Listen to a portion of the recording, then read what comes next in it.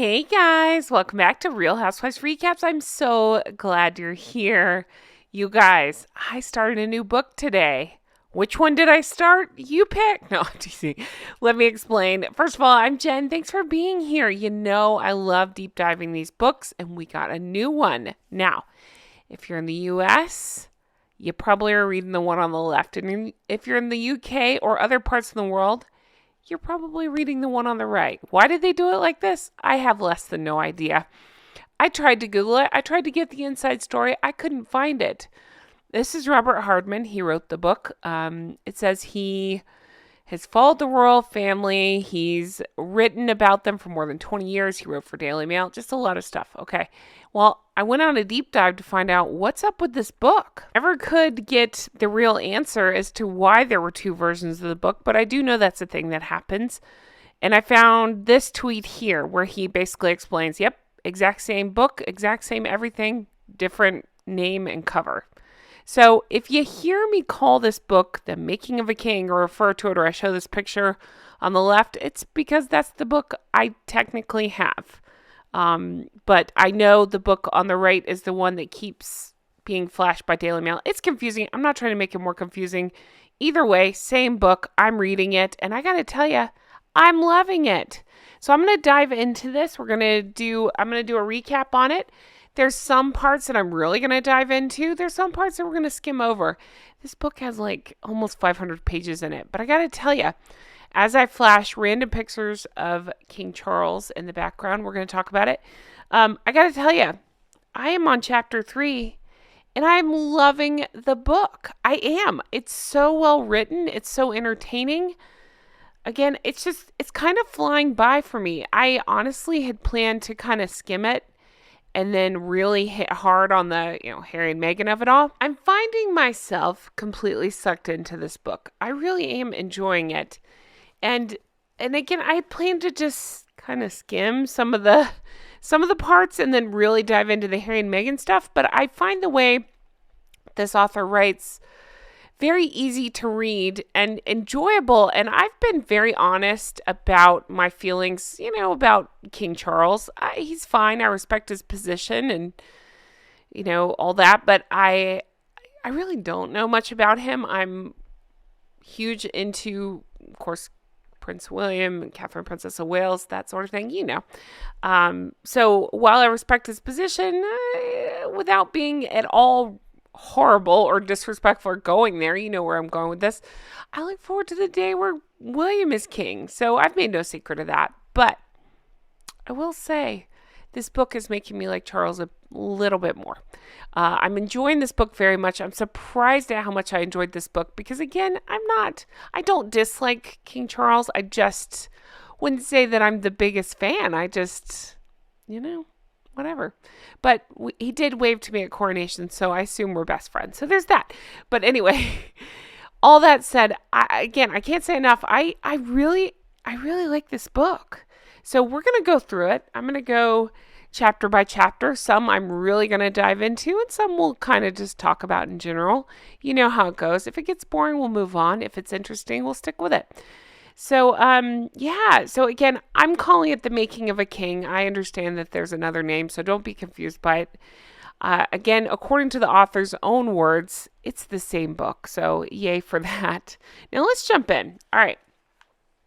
So we have the introduction. Again, this thing is like 500 pages. I'm waiting for my hard copy. I like the hard copy so I can I like to have it in my hand. I like to highlight and all that. I don't know what's up with it. I've had other people say the same thing. You're dying to read this book, whichever version of the book, and you can't get a copy of it. And I don't know what's going on with that. I can't either. Jay is my Amazon guy. I'm like, hey, give me this book. He looked and he's like, yeah, they're not shipping. He thinks that they're actually sold out. He thinks it's selling well, but who knows? Who cares? I got mine on Kindle. You can find it there if you do that. I believe it's also on Audible. But yeah, let's get into this book. So it starts out with the introduction, and I'm just going to kind of skim over this. P.S. That's what I was going to say. The parts of this book that I'm loving, we keep getting these little glimpses into Her Majesty the late Queen. And I love that. I found out a little bit of information I didn't know about her. We get personal information about King Charles, which I kind of enjoying. I'll go into it. I actually really enjoyed the chapter on Camilla because, again, same. I respect her position. I can't say that I'm, truly been a fan, but everybody says she's lovely, and this book really goes into it. And I know I just randomly have pictures in the background. I look up and I see Diana. It's no disrespect to Diana, I'm not. I don't know. I'm not trying to start a war, but I'm just telling you, I really enjoyed the chapter about her, and I'm excited to talk about that too. And I'll tell you this, I haven't, I'm in chapter 3, we haven't really gone hard into the Harry and Meghan stuff. I'm excited to do that. I know it's coming. But the little glimpses we get, this author's not a fan. Robert Hardman is the author's name. I got to remember that. I keep calling him the author.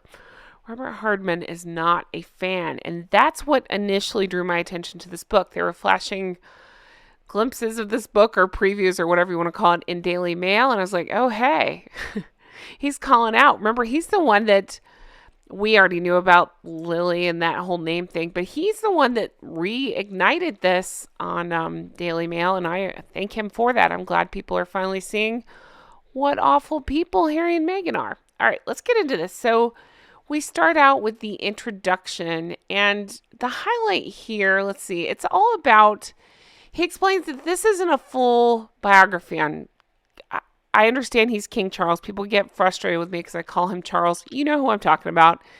It's more of a lazy way to speak than anything else. I'm not trying to be disrespectful. I'm officially saying King Charles, but if I call him Charles, you know who I mean. All right. So it basically says, okay, this is going to be a biography, but it's not a full biography. So he kind of gives highlights of Charles growing up and stuff, but we don't get every detail that some of us know, and some of us, may not, just not the tedious stuff that some authors like to pad their books with. How about that? But the book itself begins with Charles taking over. Her Majesty, the late Queen, has passed, and just kind of going into that. Now, he points out, interesting, right off the bat, Charles is the age that Her Majesty the late Queen was. Let's see. When he took over, it was almost her golden jubilee. So that's just kind of interesting to think about, is Charles's age. And I'm not age shaming or whatever. He's, it's coming for all of us. But it's just interesting when I stop and think about it like that. Like, wow, she had been in power for a very long time. And Charles just assumed power. So I think, honestly, that's why I say no disrespect to Charles. It's just that I do look forward to when Prince William becomes king, Again, maybe in my scenario, I don't mean anything bad happens to Charles. I just mean he hands it over, like Denmark, right? All right. Chapter 1. Right off the bat, what got my attention with chapter 1 is he called it Sea Rex. And I was like, what's Sea Rex? I'm on board. What is this? Well, to skip ahead, we find out that the chapter is called Sea Rex because they don't know what to get Charles for Christmas and for different gifting occasions. As what do you get somebody like that has it all? And I've heard the stories that the royal family just kind of get silly little gifts for each other. So for Charles, they got him a bunch of ties. They didn't say who exactly. They just said family got him a bunch of ties. One of his favorites. Let me see if I can find a picture. Here it is. This is why this chapter is called Sea Rex, because they got him this tie with little T-Rexes all over it, and he loves it, and he loves to wear it, and he's often seen wearing it. And I kind of love knowing that detail. All right. So it picks up with him age 73, a few months from his coronation. And they talk about how hard it was for him to assume this role. Her late Majesty, the Queen, she was more accepted during the time, it sounds like. And now what that means is her role was more accepted at the time. And now it's more about reminding of the merits of monarchy is where he's going with that. Okay. So then he's quick to point out that the Poles actually prefer William, King Charles, and that, but then he goes into, William doesn't want that yet. He doesn't want to displace his father. Charles was very reluctant to discuss the future when Her Majesty, the late Queen, was still alive. And they say it's because he loved her so much and he didn't want to tempt fate. The author goes into, now I never watched The Crown, but he says it's basically, I'm paraphrasing here, it's kind of not fair how The Crown portrays him and other things portray him as desperate for the throne. And, I love this picture so much. When I was searching up pictures, I found this one and I loved it. Okay. But they say it's kind of not fair how he's portrayed as having wanted the throne, and basically explaining that he loved his mother so much he never would have tempted fate, so much so that he wouldn't even talk about the future when the Queen was still alive. So they really didn't have huge plans in place. I'm sure the men in gray suits and the courtiers and all that did, but the king himself, the now king, did not have plans in place because he didn't want to talk about it. That kind of made me respect him a little bit more. They said that the era of the corgi ended with her, and now the Jack Russell era has begun. He pledges to, or when he, became king, he pledged to follow his mother's, quote, unswerving devotion to duty. And, okay, so then we get our very first mention of doofus and doofess. All right, so it's page 10 for me. If you're reading the other copy, it'll be around page 10. They said they're the exact same, so it's probably page 10. All right, so the first mention comes at in the third paragraph on this page.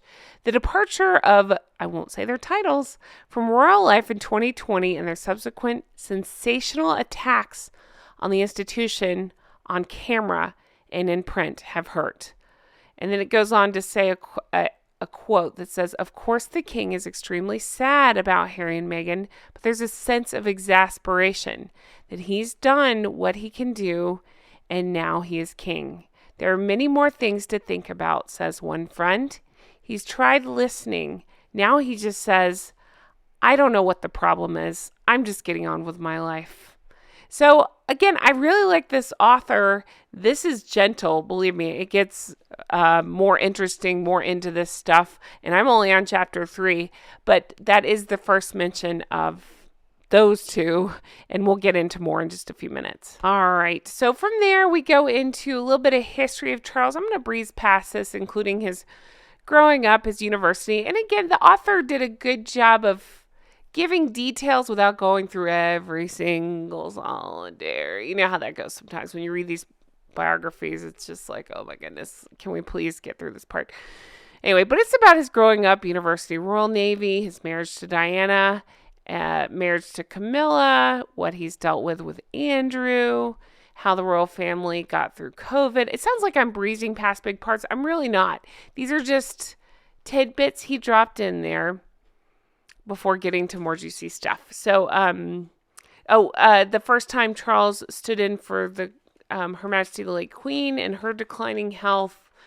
I really enjoyed this part. It was around page 19, and he's obviously a huge fan of her. I'm saying he, talking about the author, a huge fan of Her Majesty the late Queen, as am I. He goes really into detail about how hardworking she was, and not just doing the engagements, the paperwork. It's something that I really didn't think about. Mountains of it. And it sounds like, according to the author, the, whatever you call them, the aides would try to help and offer to take some of that. And she's like, no, I got it. I got this. She's amazing. And I love hearing details like that. I really do. And speaking of details, let me read you this anecdote about the Queen because I love it. It made my heart happy. This was on page 19, and I really enjoyed hearing anecdotes like this about Her Majesty the late Queen. It says, the late Queen, though a busy letter writer, preferred to unwind in front of the television, especially the BBC News at 6 and dramas such as Downton Abbey. I didn't know that. I love knowing that. I love Downton Abbey. And Midsummer Murders. Didn't know that either. Not only was she heard swapping notes on the latter with fellow fan and German Chancellor Angela Merkel. But one official recalls the evening she spotted Midsummer star John Nettles at a palace reception. She went straight up to him and said, "There have been an awful lot of murders in your village." I don't know why that just cracked me up. I love hearing that. And again, I do know why. I just love glimpses into her sense of humor. It seems like she was a lot of fun. And I love hearing stuff like that. Now, the author does go in to say that Charles also very hardworking. They say that basically they kind of dance around it. And we'll go into it a little bit more in a little bit. They say he can have a temper, but when that's not triggered, they said that can be triggered over small things. But when that's not triggered, he is a hard worker. And one of his things that he really enjoys is being outside. And he now has an obsession with planting trees.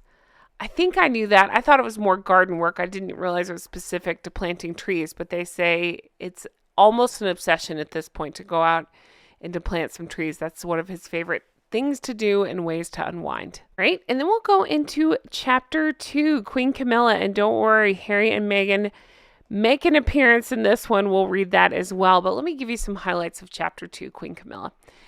All right. So I really, I do know a few things about Queen Camilla. Again, I'm going to say the same disclaimer. If I call her Camilla, no disrespect. It's more of a lazy way of speaking than anything else. I'm officially calling her Queen Camilla right here, but I'm going to probably call her Camilla from here on out. So Camilla, I really don't know as much about. I had read not too long ago, and I talked about in a video, where people really seem to like her a lot. It took a long time. We know the history there, especially for the press and stuff. But I'm saying the people that have been around her and in her company really seem to like her and like her personality. And this author is no exception.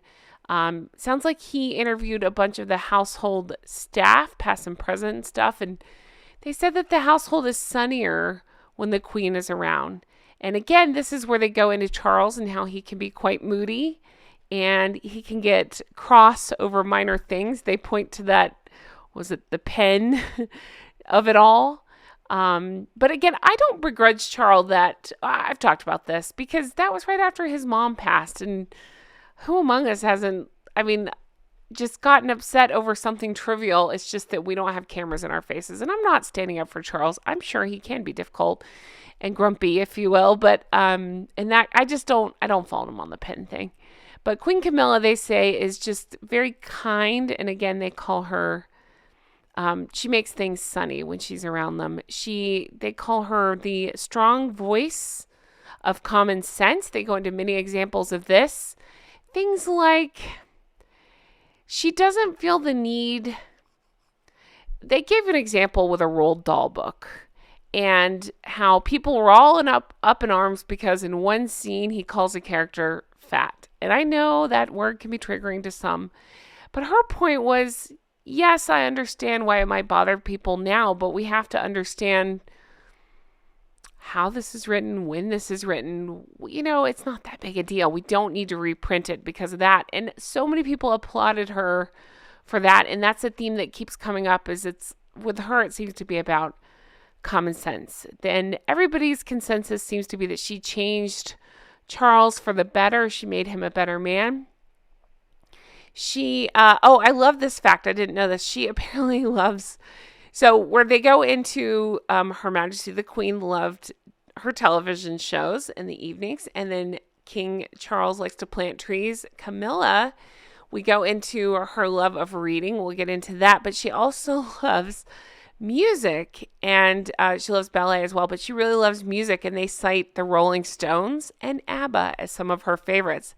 And then they say people were shocked because she took her grandkids to ABBA's virtual reality tour, ABBA's is a virtual reality ABBA voyage is what they called it. And they called her literally the dancing queen. They say that she's intrinsically cheerful. They tell a cute anecdote how King Charles is constantly opening windows. She goes behind him and shuts them. And when he asks her about it, she basically says, "We're freezing." Yes, I closed it. We're freezing. And he he kind of gets a kick out of her, and it sounds like a lot of people do.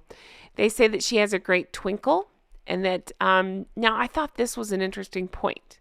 He goes into, of course, the history. We can't bypass that. We know the history, but he goes into the dealings with the press and how horrible they were toward her for a very long time, and how it wasn't just with the relationship, it was when Diana passed. Just awful stuff. We know. All right. Well, even through that and her treatment by the press, she fights she's an advocate for free press. So I think that's an interesting point, because here's somebody who actually has had bad experiences with the press, and you can decide for yourself if it's warranted or not. I don't think the amount of it was warranted. I think it's, I don't think it's fair. It was a lot, it seems, if, again, just coming into this.